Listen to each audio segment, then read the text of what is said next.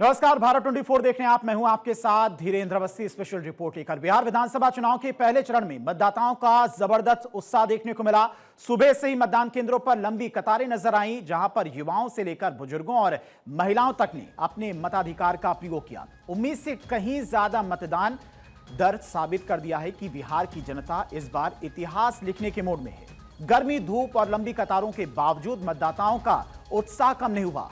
हर चेहरे पर लोकतंत्र के प्रति भरोसा और अपनी आवाज को निर्णायक बनाने का संकल्प झलक रहा था। पहले चरण में 121 सीटों पर वोटिंग हुई और पिछले विधानसभा चुनाव से इसकी तुलना की जाए तो इस बार वोटिंग परसेंटेज काफी ज्यादा है। क्योंकि लगातार जिस तरह से उत्साह देखने को मिला, सुबह से ही लोग कतारों में लगे हुए थे और वोटिंग करने के लिए पहुंच रहे थे, उसका नतीजा यह हुआ कि बम्पर वोटिंग हुई है। 2020 की अगर बात करें, 121 विधानसभा सीटों पर वोटिंग हुई थी। 55% के आसपास ही मतदान हुआ था, लेकिन 2025 में 64% मतदान। अब इसका फायदा किस दल को होगा, यह देखना होगा। 14 नवंबर को लगभग 8% का अंतर इस बार के मतदान में देखने को मिला है। और जिस तरह से लोगों में इस बार उत्साह देखने को मिला, महिलाएं बढ़ चढ़कर मतदान करने के लिए पहुंची थी। माना जा रहा है कि इस बार महिलाएं साइलेंट वोटर कुछ बड़ा कर सकती हैं। बदलाव के लिए कई बार महिलाओं की तरफ से कहा भी गया कि वो बदलाव चाहती हैं। और इस बार जिस तरह से महिलाओं के लिए बड़ी घोषणाओं का ऐलान किया गया, महागठबंधन की बात करें या फिर एनडीए की बात करें, तो माना जा रहा है कि उसी वजह से महिलाएं भारी संख्या में मतदान करने के लिए पहुंची थी। 2020 में 3 चरणों में वोटिंग हुई थी और इस साल 2 चरणों में मतदान हो रहा है। अगर हम 2020 से 121 सीटों की वोटिंग परसेंटेज की तुलना करें तो इस बार वोटिंग परसेंटेज 8% से ज्यादा देखने को मिला है। निर्वाचन के लिए प्रथम चरण के जो मतदान है वो सफलतापूर्वक संपन्न हुआ है। इसमें टोटल जो हमारे मतदान केंद्र हैं लगभग 45,341 हैं और मतदान केंद्र स्थलों की कुल संख्या थी 23,554। 41,943 इतने का डाटा अपडेट हुआ है। इसके अनुसार 64.46% अभी मतदान का आंकड़ा है। प्रथम चरण में जो टोटल मतदाताओं की संख्या थी वो 3,75,00,000 थी, जिसमें पुरुष लगभग 1,98,00,000 और महिला मतदाता 1,76,00,000 और महिला मतदाताओं की भागीदारी इसमें बहुत अच्छी रही है। और यह अंतर छोटा नहीं बल्कि काफी ज्यादा है। अभी तो पहले चरण की वोटिंग हुई है, अभी एक और चरण बाकी है। 11 अक्टूबर को वोटिंग होगी। 2020 में 121 सीटों पर एनडीए और महागठबंधन के बीच में टफ फाइटिंग हुई थी, या यूं कहें कि महागठबंधन हल्की सी यहां पर 20 पड़ी थी। और ऐसा क्यों कह रहे हैं, आपको इसके आंकड़े भी दिखाते हैं कि कितना अंतर इस बार देखने को मिला है। एनडीए की बात करें, 42 सीटों पर पहले चरण में एनडीए के प्रत्याशी थे। 17% वोट शेयर बीजेपी के पास में था। जेडीयू की बात करें तो 23 सीटें जेडीयू के प्रत्याशी लड़ रहे थे। 17% के आसपास जेडीयू के पास भी वोटिंग परसेंटेज था। वीआईपी चूंकि गठबंधन का एनडीए का हिस्सा थी तो वीआईपी 4 सीटें जहां पर लड़ी थी और 2% के आसपास उसका वोटिंग परसेंटेज था। महागठबंधन की बात करें तो आरजेडी पहले चरण में 42 सीटों पर लड़ रही थी और वोटिंग परसेंटेज उसका सबसे ज्यादा था, करीब 23% के आसपास। कांग्रेस की अगर बात करें, 8 सीटों पर कांग्रेस के उम्मीदवार थे। 7% के आसपास कांग्रेस को वोटिंग परसेंटेज मिला था। लेफ्ट की बात करें तो 11 सीटों पर लेफ्ट के उम्मीदवार थे और करीब 6.5% के आसपास लेफ्ट को वोटिंग परसेंटेज मिला था। लेकिन इस बार जो अंतर देखने को मिला है, वोटिंग परसेंटेज जो बढ़ चढ़कर आया, इसका फायदा किसको होगा यह भी देखना काफी अहम होगा जब चुनाव के नतीजे आएंगे। पिछले बार अगर चुनाव में 8.5% से ज्यादा वोटिंग हुई थी, किसका खेल बिगड़ेगी और किसको सत्ता सौंपेगी, ये जनता ये 14 अक्टूबर को पता चलेगा। लेकिन ट्रेंड क्या इशारा कर रहा है, आपको चलिए वो भी समझाने की कोशिश करते हैं कि जिस तरह से आज मतदान हुआ है उससे फायदा किस दल को होने वाला है। तो बढ़ता मतदान किसको होगा फायदा। वोटिंग के दौरान बूथ पर महिलाओं की लंबी लंबी कतारें देखने को मिली और महिला वोटर्स को एनडीए की ताकत माना जाता है। लोकसभा चुनाव में एनडीए के पक्ष में दिखी थी महिला वोटर्स और हाई टर्नआउट शांति का संकेत के तौर पर भी महिला वोटर्स को माना जाता है, क्योंकि नक्सली क्षेत्रों में पहली बार शांतिपूर्ण तरीके से वोटिंग हुई है और अच्छी खासी वोटिंग हुई है। ट्रेंड बताता है कि वोटर विकास वर्सेस विनाश के नैरेटिव से प्रभावित हुआ है। वोटिंग के दौरान युवाओं का जबरदस्त जोश भी देखने को मिला और जिस तरह से प्रधानमंत्री मोदी अपने भाषण में लगातार जंगल राज का जिक्र करते हैं उसका भी कहीं ना कहीं असर देखने को मिला है। क्योंकि जिस तरह से चाहे गृह मंत्री अमित शाह हो, प्रधानमंत्री मोदी हो, जेपी नड्डा हो, लगातार जंगल राज को लेकर महागठबंधन पर हमलावर हैं, तो इसका असर भी देखने को मिला कहीं ना कहीं। और महिलाओं को लेकर जो बड़ी घोषणाएं की गई, चाहे एनडीए खेमे की बात करें या फिर महागठबंधन की बात करें, और मान सम्मान योजना, महिला सम्मान योजना के तहत जो महिलाओं के खाते में पैसे ट्रांसफर किए गए, माना जा रहा है कि उसका भी एक बड़ा इम्पैक्ट पड़ा है और बढ़ चढ़कर इसी वजह से महिलाएं मतदान करने के लिए पहुंची हुई थी और इसी वजह से वोटिंग परसेंटेज भी काफी ज्यादा बढ़ा हुआ नजर आया। 2020 विधानसभा चुनाव में इन 121 सीटों पर औसतन 55% वोटिंग हुई थी, लेकिन इस बार यह आंकड़ा 60% से ज्यादा ऊपर चला गया है। इसकी 5 मुख्य वजह भी हैं। क्या कुछ वजह हैं, आपको चलिए वो भी समझाने की कोशिश करते हैं आंकड़ों के जरिए। 5 वजह। एसआईआर, फर्जी नाम हटे, असली वोटर मैदान में। जब ज्यादा वोटिंग के पीछे सबसे बड़ी वजह हो सकती है वोटर लिस्ट का शुद्धिकरण। जो एसआईआर किया गया उसमें जो फर्जी वोट थे वो नाम कट गए।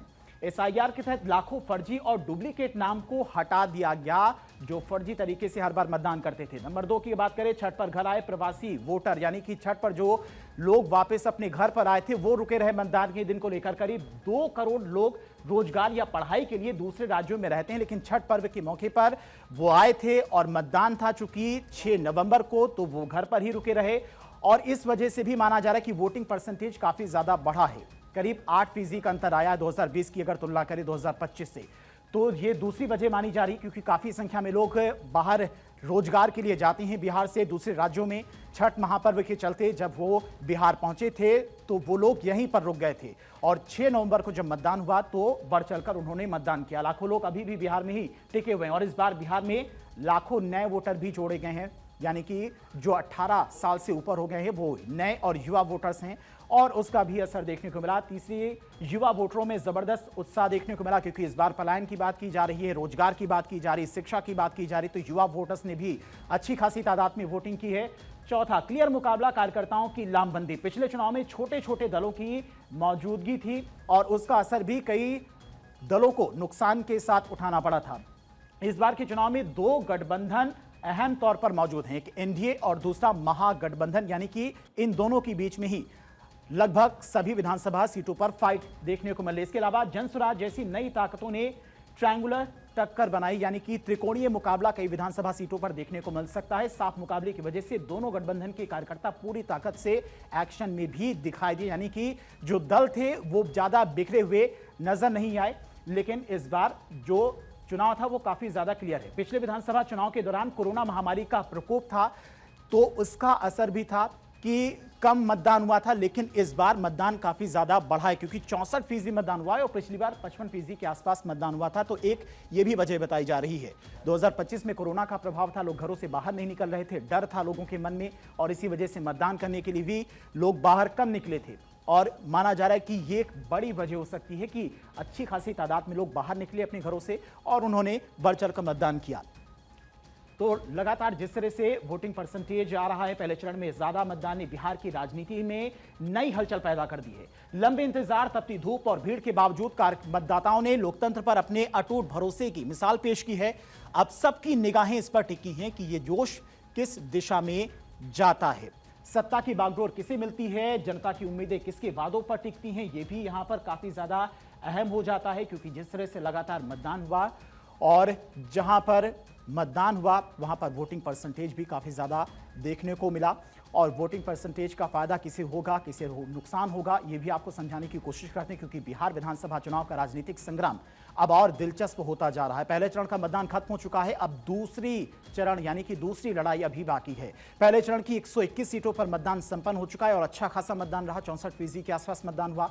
मतदाताओं ने अपने अपने क्षेत्र में लोकतंत्र के इस महापर्व में उत्साह के साथ हिस्सा लिया और सभी की निगाहें नतीजों से पहले चरण के बाद अब दूसरे चरण पर टिकी हुई हैं। जैसे जैसे दूसरे चरण की तारीख नजदीक आ रही है, सियासी गलियारों में हलचल बढ़ गई है। सड़कों से लेकर सोशल मीडिया तक हर तरफ प्रचार का शोर है।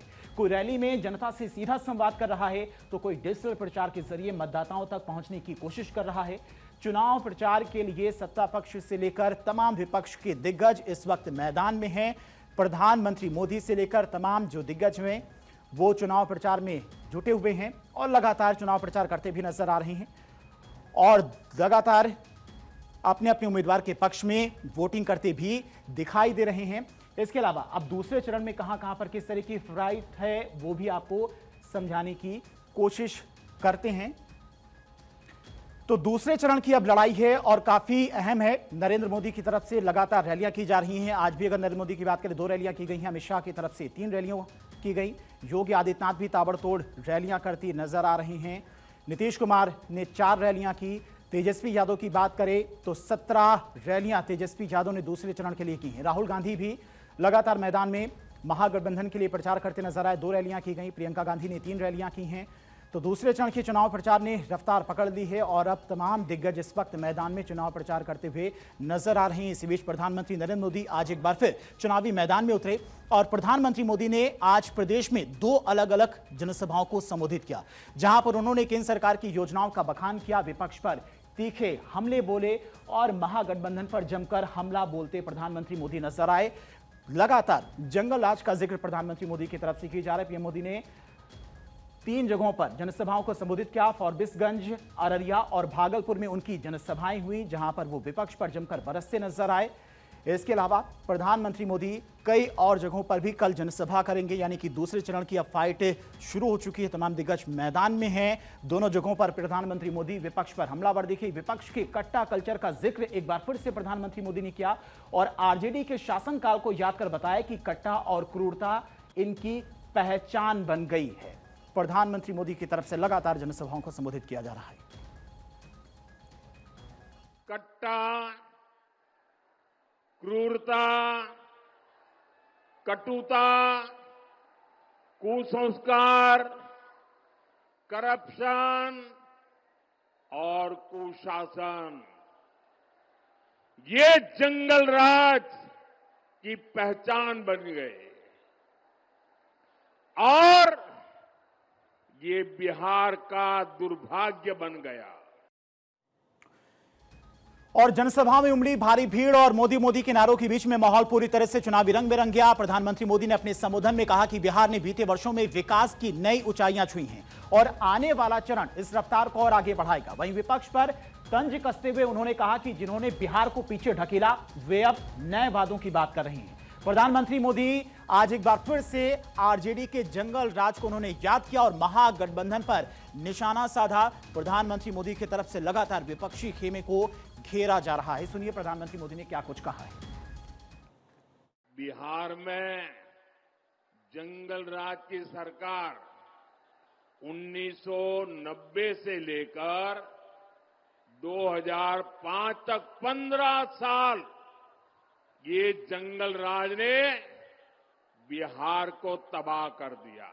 जंगल राज के उन 15 सालों में न बिहार में एक भी आईआईटी आई, ना ही आईआईएम आया, ना ही एक भी नेशनल लॉ यूनिवर्सिटी की स्थापना यहाँ हुई। पूरी एक पीढ़ी का नौजवान देखिए, पूरी एक पीढ़ी का भविष्य आरजेडी के नेता खा गए दोस्तों। और अररिया के बाद प्रधानमंत्री मोदी सिल्क नगरी भागलपुर में रैली की और पूरे धारदार तरीके से लालू यादव की पार्टी को निशाने पर लिया। जंगल राज की जिस पाठशाला में ये आरजेडी वाले पढ़े हैं ना, वहां अ से अपहरण और अ से अत्याचार ही पढ़ाया जाता है। आरजेडी के लोगों को फ से फिरौती और र से रंगदारी ही समझ आता है। उनकी पाठशाला में प से परिवारवाद सिखाया जाता है, घ से घोटाले की सीख दी जाती है। प्रधानमंत्री मोदी आरजेडी पर लगातार कट्टा संस्कृति को लेकर हमला बोल रहे हैं और यह हमला मुख्य रूप से एनडीए की चुनावी रणनीति का हिस्सा है, जो विपक्षी महागठबंधन को कमजोर करने और वोटर्स को डराने, जागरूक करने के लिए इस्तेमाल हो रहा है। प्रधानमंत्री मोदी महागठबंधन को क्यों कट्टा संस्कृति के जरिए अटैक कर रहे हैं, चलिए आपको समझाने की कोशिश करते हैं। किस तरह से प्रधानमंत्री मोदी लगातार कट्टा के जरिए जंगल राज का जिक्र कर रहे हैं। कट्टा बिहार की स्थानीय भाषा में देशी या फिर अवैध पिस्टल को कहते हैं, आप लोगों को भी पता होगा, जो 1990 के दशक के जंगल राज से जुड़ा हुआ है। प्रधानमंत्री मोदी हर बार अपने संबोधन में इस बात का जिक्र करें। यह शब्द अपराध, अपहरण, हत्या और गुंडागर्दी की याद दिलाता है। किस तरह से जंगल राज था बिहार में, आरजेडी के शासन में बिहार में कानून व्यवस्था ध्वस्त हो गई थी, इस बात का जिक्र प्रधानमंत्री मोदी लगातार करते हैं। अपहरण, गोलीबारी और माफिया राज चलता था 1990 से लेकर 2005 तक।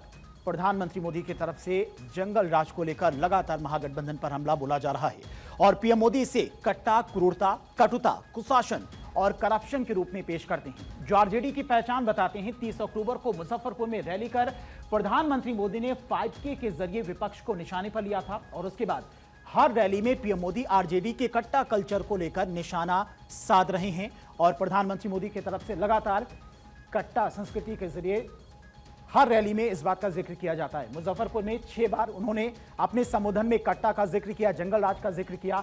छपरा में उनकी रैली में 5 बार इस बात का जिक्र किया गया। आरा की रैली में 4 बार उन्होंने कट्टा का जिक्र किया, जंगल राज का जिक्र किया। नवादा में 3 बार अपने संबोधन में प्रधानमंत्री मोदी ने कट्टा का जिक्र किया, जंगल राज का जिक्र किया। अररिया में अपने संबोधन में 2 बार, भागलपुर में 2 बार प्रधानमंत्री मोदी की तरफ से कट्टा का जिक्र किया गया। सहरसा की रैली में भी 1 बार उन्होंने जंगल राज और कट्टा का जिक्र करते हुए महागठबंधन पर निशाना साधा है। प्रधानमंत्री मोदी की तरफ से लगातार हमला बोला जा रहा है। और फिलहाल हमारी स्पेशल रिपोर्ट में इतना ही। रुकते हैं एक बहुत छोटे से ब्रेक के लिए।